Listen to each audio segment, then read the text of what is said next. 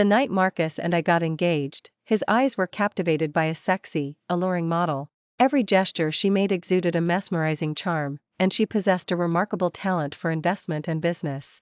Men often favored women who were not only beautiful and understanding but also graceful in public and skilled at home. Yet, Marcus scoffed, dismissing her with a disdainful glance. Humph, a woman like that is utterly unsuitable to marry. Her charm would only attract complications, she's only fit to be a bedmate. I have a strong aversion to her. Despite his words, his eyes were quite honest, fixed intently on the model's captivating figure. By the third day, rumors were swirling about the family heir and the model checking into a hotel. Finally, he couldn't hold back and told me, "Grace, I'm sorry, but I intend to give Kelly a proper status. She will be my mistress, and you will be my first wife. Would you two serve me together?" Standing outside the door, watching them naked in bed, I was ultimately heartbroken. I turned away and married Uncle. Before we continue, please subscribe to this channel and tell us where you're listening from in the comments. Ms. Grace, don't look. Aunt, the maid, was watching the news on TV. When she heard the sound of my heels coming down the stairs, her face, slightly angry, quickly grabbed the remote control to turn off the TV, but it was too late. The paparazzi had captured Marcus and the famous model Kelly walking into the hotel, fingers intertwined. It seems our restrained Hayes heir couldn't resist the alluring Kelly after all, ultimately winning over this CEO who dotes on his girlfriend like crazy. The commentary continued to play, but at that moment, my ears felt as if a bomb had been dropped, exploding with a deafening roar and causing me excruciating pain. "Aunt, move aside." I ended up pushing her body, which was blocking the TV, and personally witnessed my fiancé kissing the famous model as they entered the hotel. Aunt was about to console me, but I had already turned and left the living room. Starting the Maserati, I sped towards the estate like a leopard. This sports car was a gift from Marcus on my birthday. He had said that Mai was so wonderful, she deserved all his devotion. When I arrived at the estate, all the servants grew tense. They tried to stop me from going upstairs, their eyes filled with various expressions of concern and mockery. Their attempts to stop me only confirmed something was amiss. I swept a gaze as cold as ice over them, completely freezing them in place, unable to move. Upon reaching Marcus's room, I heard sounds through the door that made one blush. I clenched my fists tightly and finally pushed the door open. In that moment, my heart plummeted into an icy abyss, accompanied by excruciating, tearing pain. When I saw the news, I was still making excuses for him, telling myself it was just a mischievous rumor. But now? Marcus had brazenly brought a woman back to his own home. He was deliberately acting as if I didn't exist, trampling my dignity into the ground. Marcus flinched when he heard my desolate voice, but he was still reluctant to let go of Kelly. He continued kissing her for 3 more minutes before finally turning to look at me. "Well, since you've seen everything, it's probably for the best. I'll just tell you directly. I plan to give Kelly a proper status. She's a virgin, after all, so I can't let her suffer. But I also can't lose you. So, how about this? You'll be the first wife, and she'll be my mistress. You two can serve me together, how does that sound?" My heart was pierced as if by a knife, but I couldn't let Kelly see my humiliation. "You would actually propose such a shameless demand?"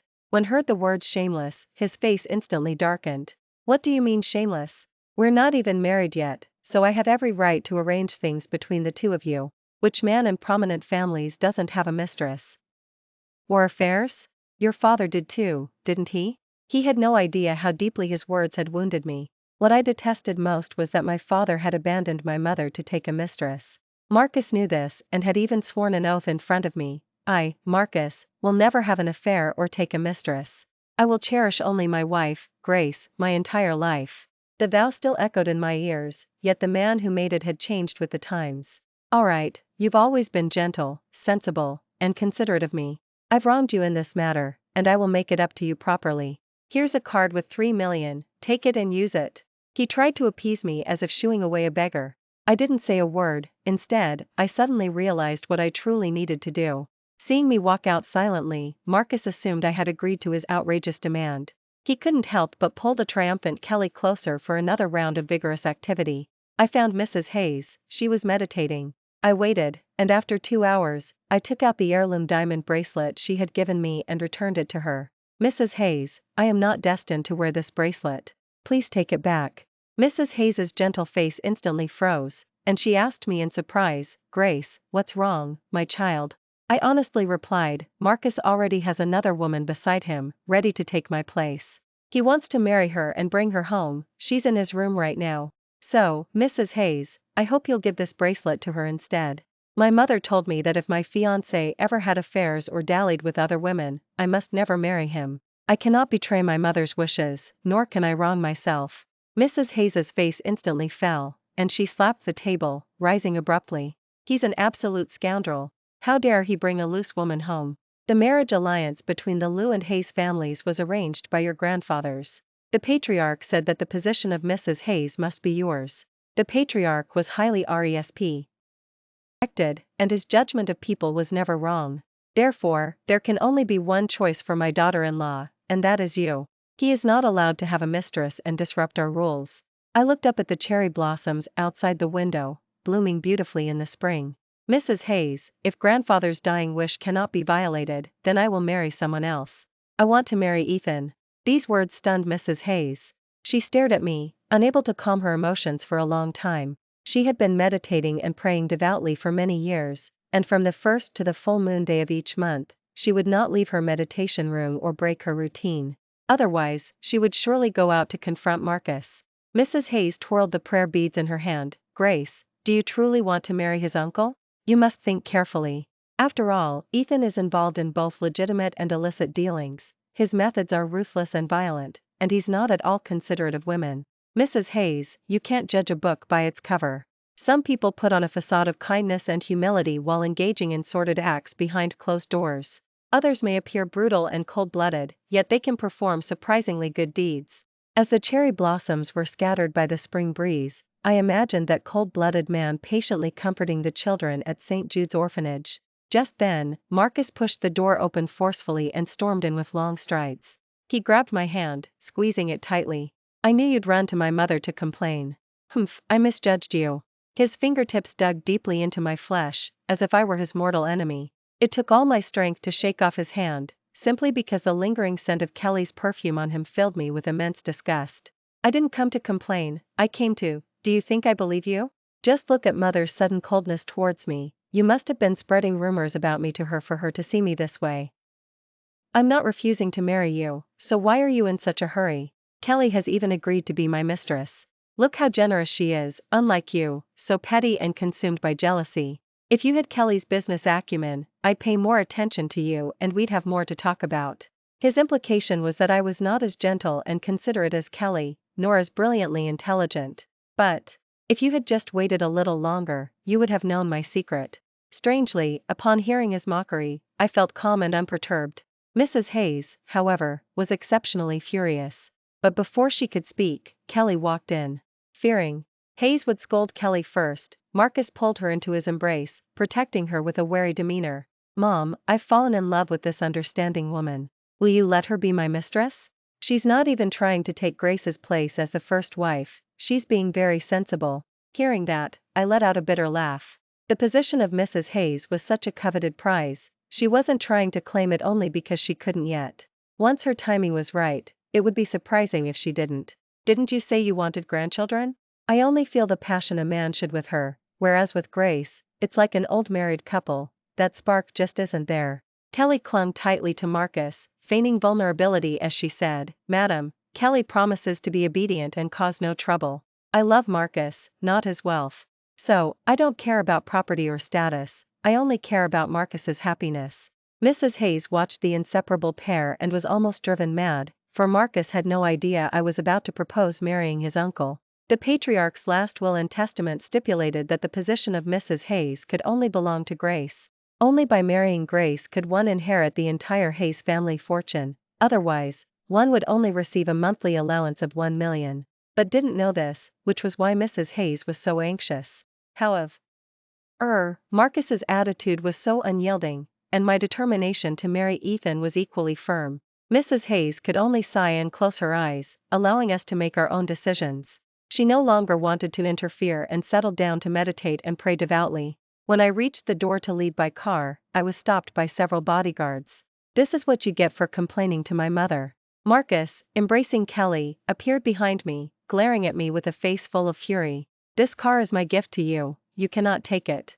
I just want you to remember that in the future, you need to know how to please me to have a good life. The same goes for your Lu family. I'm the one who grants you a good life, only then will you have it.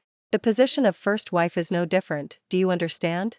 After speaking, he took Kelly's hand, walked to the Maserati, opened the car door, and let her sit in to try the sports car. Do you like it? Anything you desire, just say the word, and it's yours. Kelly was overjoyed and left a sweet kiss on his cheek. Thank you, Marcus. The servants, witnessing this, all looked at me with pity. Marcus's actions were undoubtedly a slap in my face. The first wife was openly surpassed by a mistress. He even warned me not to be capricious, or he would deal with my Lu family. I had no choice but to leave the estate in my heels. It was a long way from my home, and taxis were hard to come by. Watching my humiliated departure, Kelly was almost ecstatic. She was slowly, subtly, winning Marcus's heart with her strategic retreat. Just as I was walking, still shaken, a black Lamborghini pulled up in front of me. The car door opened, and a pleasant male voice invited, "Get in." I lowered my head, and as my gaze met his cold, handsome face, I didn't hesitate to slip inside. Neither of us spoke until we reached my doorstep, when Ethan finally broke the silence. "I've already arranged for the wedding preparations, so you needn't worry about anything. And this is something I want to give you." It was a necklace with an eagle's head pendant, which Ethan assertively fastened around my neck. I remembered this was a protective amulet given to him by his grandfather, a necklace symbolizing his influence and status. The fact that he gave it to me without hesitation meant he was entrusting his very life into my hands. In that moment, I was so moved that I looked at him a few more times. As soon as I got home, I received many calls from friends, all asking about Marcus and me. Feeling irritated, I simply turned off my phone, went to the bar cabinet, opened the door, took out a bottle of wine, poured a full glass, and drank. Marcus and Kelly no longer tried to conceal their relationship. Instead, he openly brought her to various important events. Everyone was speculating about Kelly's future status, saying that she would be the future Mrs. Hayes, and I would simply be disengaged. Suddenly, everyone in the city's elite circles was laughing at my expense, waiting to see how I would frantically fight to win my man back. But in the end, I disappointed them. I turned a deaf ear to outside affairs, busying myself with my own matters, feeling neither resentment nor anger. Marcus even called to praise me. "Good job, you're being very generous. That's the demeanor Mrs. Hayes should have. I know I've wronged you these past few days. Tomorrow, I'll take you shopping. Buy whatever you like. It's not that I don't love you anymore, it's just that falling for Kelly so suddenly caught me off guard." I remained silent until Marcus hung up the phone. I didn't go to the place he had arranged for our date. Instead, I chose to go out in the opposite direction. Ethan had given me his protective amulet, so I wanted to go to Serenity to pray for a protective talisman for him. After all, he had many enemies, and all sorts of sinister characters surrounded him. After I had climbed all 999 steps and offered my prayers, the protective talisman I had painstakingly obtained was suddenly snatched by Kelly. "I was here first. This protective talisman has to be mine." I turned to look at Kelly, who appeared well cared for by Marcus. She no longer maintained her gentle and amiable demeanor. Instead, she had become aggressive, revealing her true arrogant and domineering nature. I snatched the protective talisman back with a swift motion. "Miss, what you're saying isn't right. I sincerely prayed for this protective talisman. It's not a matter of who arrived first." The sound of a private jet circling overhead reminded her that she hadn't climbed all 999 steps. "Then just give it to me. Didn't Marcus warn you? Anything I like, you have to yield. You're just a puppet with the title of fiancé." With that, she raised the jade bracelet on her wrist towards me, the heirloom diamond bracelet Mrs. Hayes had given me. "See? The position of Mrs. Hayes will ultimately be mine. Hand it over." She raised her hand to snatch my protective talisman. I quickly dodged her attack, and she lost her balance, falling to the ground. Just then, Marcus walked in and saw what happened, his gaze like a knife as he glared at me. "Grace, didn't I warn you not to bully Kelly? Do you no longer want to be Mrs. Hayes? She's been trying to avoid conflict by yielding, but you're being so aggressive. You stood me up, secretly followed us to the temple to steal the protective talisman Kelly prayed for, and then planned to give it to me, claiming you prayed for it yourself? Such behavior disgusts me to no end. Leave. You've truly disappointed me beyond words." I gripped the protective talisman in my hand and said coldly, "Who said I followed you? And this protective talisman wasn't even prayed for you."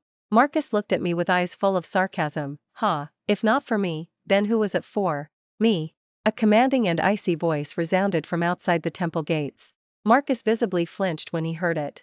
Ethan, dressed in black, walked in with a stern expression. I then noticed he was holding a bouquet of cherry blossoms, but the branches were pointing downwards, making it look exactly like he was holding a brick. I couldn't help but chuckle silently. It turned out he genuinely didn't know how to give flowers to a woman. The only thing radiating from him was an imposing aura of quiet authority, deterring anyone from daring to act rashly. Ethan, who had seen countless excellent men, was mesmerized. He walked up to me and placed the cherry blossom branches in my hand. Only these looked decent, the rest were destroyed by the snow. In that moment, my heart, which had been chiseled with cracks, slowly, bit by bit, began to heal. Who said Ethan wasn't romantic? He clearly knew how to make a girl happy. I took the cherry blossom branches and raised my hand to brush the traces of snow from his shoulder. This was the third time I had been this intimately close to him, and my heart was pounding rapidly. He, however, gripped my hand. Why are you so cold?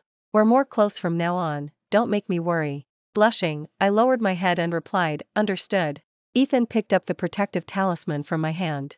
He looked at it for a long time and then, unknowingly, the corners of his lips curved upwards. He actually smiled. This scene astonished Marcus. His iron-blooded, cold uncle could smile?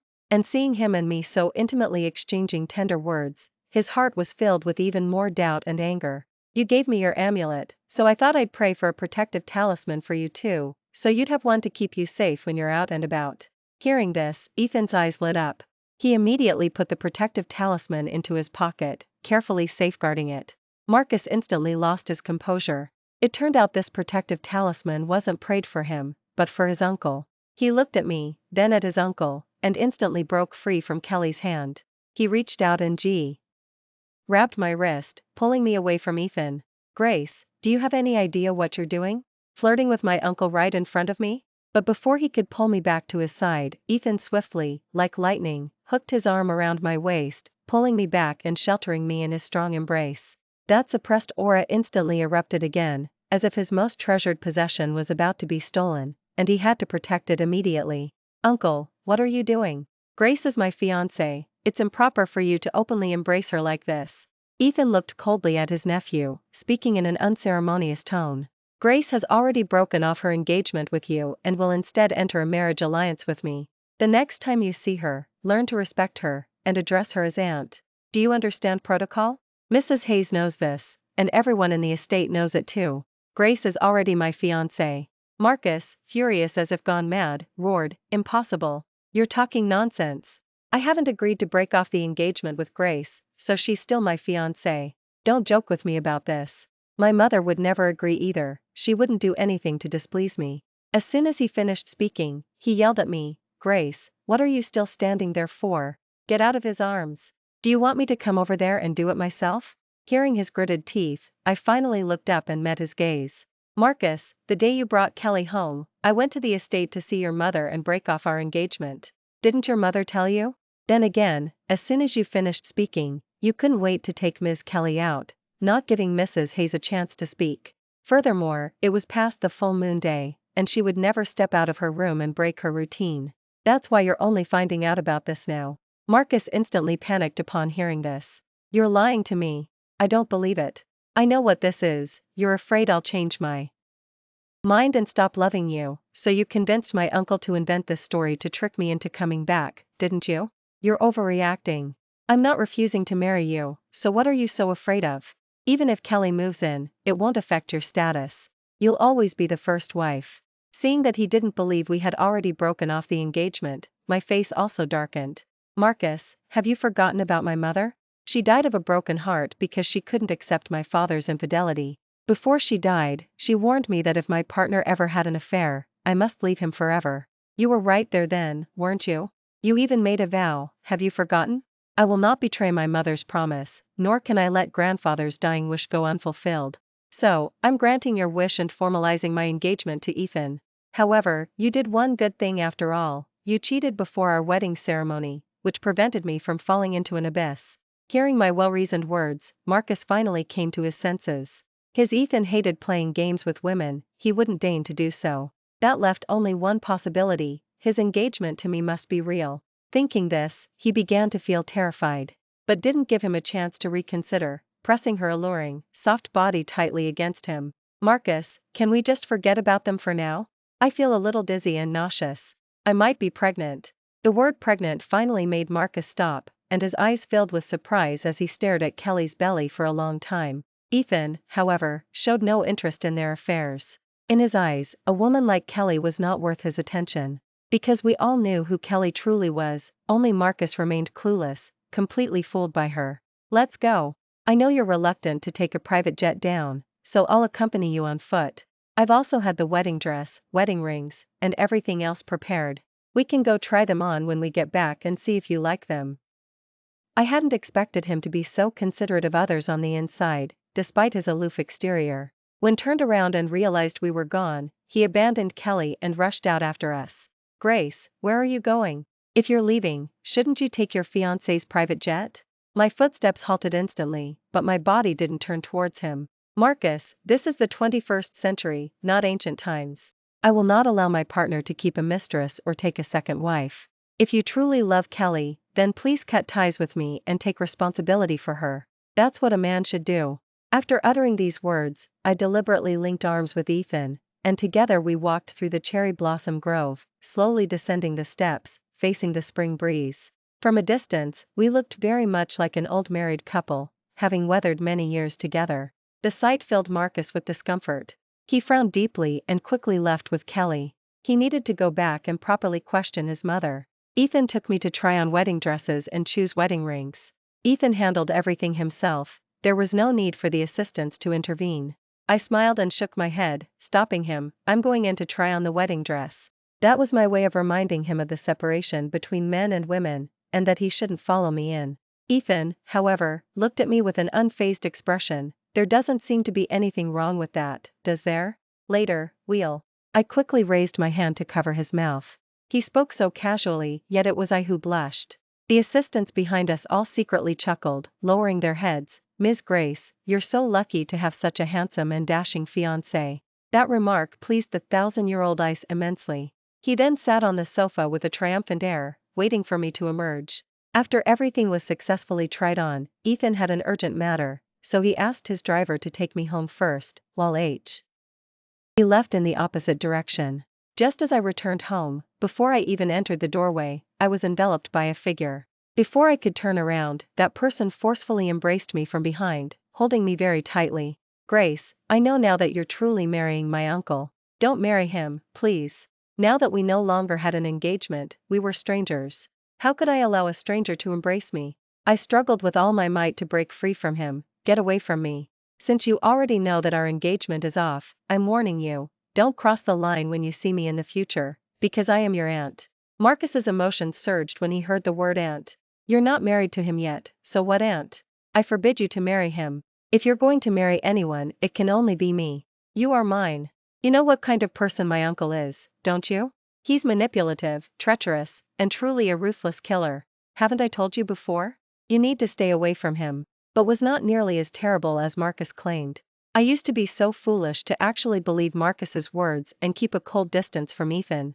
Now, thinking about it carefully, all those rumors were baseless fabrications. No, he's not at all as terrible as you make him out to be. I only see him genuinely caring for everything around him, including every important person. He understands me and respects me deeply. But you? You constantly claim to be so virtuous, yet the truth is you cheated. You openly flirted with that model in front of me, and now you even have a child. Yet you dare to accuse others of being terrible? What about yourself? Why don't you talk about your own actions? I, Grace, would not deign to marry a hypocritical brute like you. Our argument grew more intense.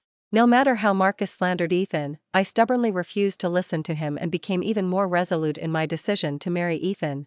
I felt that Ethan was very lonely. Despite his high position, there as no one by his side to confide in. Only with me did he seem to find a haven.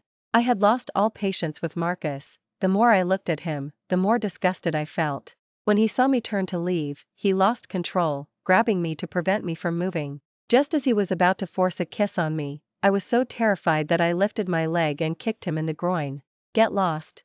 I was so angry that my entire body trembled. Marcus, you're the one who cheated. What right do you have to act crazy now? Let me tell you, Ethan is my fiancé, and I absolutely will not allow anyone to speak ill of him behind his back. If you don't believe me, you can try and see whose skin gets peeled first, yours, or your Kelly's. Dare to be disrespectful to me like that again, and I'll report you for harassment. You don't want us to end up in court, do you?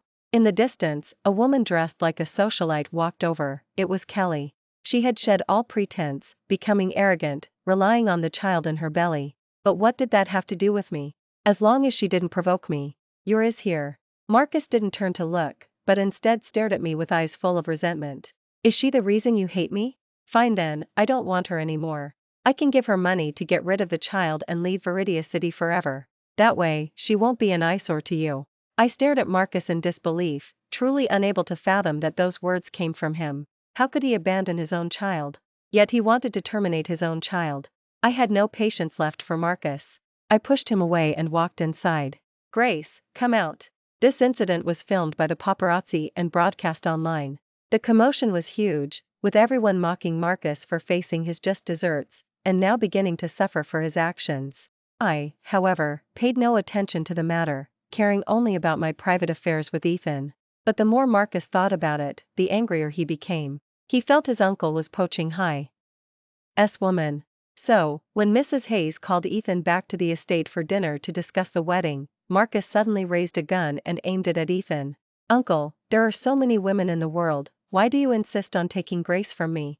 I truly love her so much, I can't live without her. This action terrified Mrs. Hayes. She slammed the table and stood up. Marcus, are you getting bold? Put down your gun. Mrs. Hayes was undoubtedly saving Marcus's life, as what Ethan hated most was being threatened with a gun. Yet, he ignored Marcus's threat, continuing to eat his meal, picking up food, without even lifting his head. This enraged Marcus. Say something. If you don't speak, it means you're tacitly agreeing to take her from me. Anyone who opposes me will face death. Bang! Bang! In the blink of an eye, two bullets collided fiercely. Immediately after, another shot swept past, knocking the gun from Marcus's hand. Mrs. Hayes and Marcus then noticed the sniper hidden in the shadows, Ethan's bodyguards. Only then did they realize Ethan's terrifying power. If you weren't a Hayes, and if I hadn't promised the patriarch his dying wish, you'd be dead already. Ethan calmly picked up a napkin, elegantly wiped his lips, and then stood up. Mrs. Hayes, I don't want the Hayes' fortune. The patriarch said whoever marries Grace inherits the property. Ha, I would not deign to glance at such trifles. I came to warn Marcus, if I ever see him embracing Grace again, I will utterly destroy him. After left, Mrs. Hayes walked over and slapped Marcus across the face. You scoundrel. Is it because I haven't kept you in line that you've become so lawless? Don't you know what kind of person your uncle is? If you weren't a Hayes, you'd be dead already. Aren't you the one who caused all this trouble today? Didn't you like that model? Didn't you drive Grace away? So why are you crying now? Do you finally realize you overplayed your hand? Just look at your uncle's attitude, you know he won. Let Grace go. In fact, he fell in love with her even before you did. If hadn't chosen you back then, Uncle wouldn't have simply accepted her decision, and you wouldn't have even had a chance. Marcus knew, he had always known that his uncle was in love with Grace, which was why he had gone to such great lengths to steal her. He thought he could rely on Grace's love for him, believing she wouldn't dare leave him. He never expected to be so thoroughly wrong. I had no idea about any of this. Tomorrow was my wedding ceremony with Ethan. According to custom, I couldn't go out and had to stay home, awaiting marriage. But trouble always finds you. Kelly, full of fury, came to my door to confront me. Grace, are you very proud of yourself now, secretly laughing at my foolishness? You promised not to compete with me for Marcus, yet you're marrying Ethan, and your status will be higher than mine, holding a higher status than me at every turn. Hearing this, I couldn't help but laugh. Kelly, even if I don't overshadow you, you'd never become Mrs. Hayes. Mrs. Hayes would not let you have your way, and Marcus would never marry you officially and openly. You will always live in the shadows, a hidden mistress. I looked at her with utter contempt. This woman knew nothing about business or investment, those were just her methods for seducing men, knowing how to find topics to chat about with them. What a pity Marcus still didn't know. The day he said Kelly was still a virgin, I wanted to laugh even harder. Kelly's hymen had been surgically repaired countless times. If Marcus were to investigate, Kelly would be finished. Kelly noticed my scrutiny and mockery, and belatedly realized that her unspeakable secret had been discovered by me. Her face instantly paled, and she bounced in front of me like a clown. She dared not meet my gaze, yet she didn't want to let me off. She rushed forward to entangle with me, then deliberately fell to the ground herself. Ah! My belly. Kelly Rawl.